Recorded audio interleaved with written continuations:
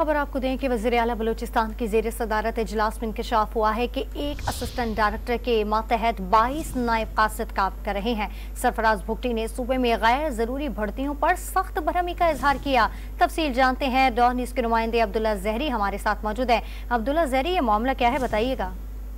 जी बिल्कुल, वज़ीर आला बलूचिस्तान मीर सरफराज भुगटी की ज़ेर सदारत अहम इजलास मुनक्किद हुआ, जिसमें आइंदा माली साल के फंड्स के आज के इजरा से मुतल्लिक जायजा लिया गया। जबकि महकमे PDMA की जानिब से बलूचिस्तान के मुख्तलिफ मकामात पर जारी मानसून बारिशों से और दीगर इकदाम का भी जायजा लिया गया। इस मौके पर महकमे SNJD की जानिब से वज़ीर आला बलूचिस्तान को ब्रीफिंग दी गई, जिसमें इंकशाफ हुआ कि महकमा एनवायरमेंटल प्रोटेक्शन एजेंसी के मातहत एक असिस्टेंट डायरेक्टर, जिसके मातहत 22 नायब कासिद मौजूद है और वो इस वक्त गैर हाजिर है। इसके साथ साथ मुख्तलिफ अजला में भर्तियाँ की गई जो गैर जरूरी भर्तियाँ, जिसके बायस मुख्तलिफ मकामात पर मुलाजमीन ड्यूटी से गैर हाजिर है, जिस पर वज़ीर आला बलूचिस्तान ने बरहमी का इज़हार करते हुए फौरी तौर पर नोटिस लिया और फौरी तौर पर न सिर्फ महकमा एनवायरमेंटल प्रोटेक्शन एजेंसी में इस हवाले से इकदाम करने की हिदायत की गई, जबकि महकमा SNJD को फौरी तौर पर मुलाजमीन के कवायद व ज़ाबित और इस हवाले से जो गैर हाजिर मुलाजमीन है उनके खिलाफ फौरी तौर पर कार्रवाई करके इंक्वायरी रिपोर्ट पेश करने की हिदायत की। जी, तफसील हमें अपडेट कर रहे थे अब्दुल्ला ज़हरी, आपका बहुत शुक्रिया।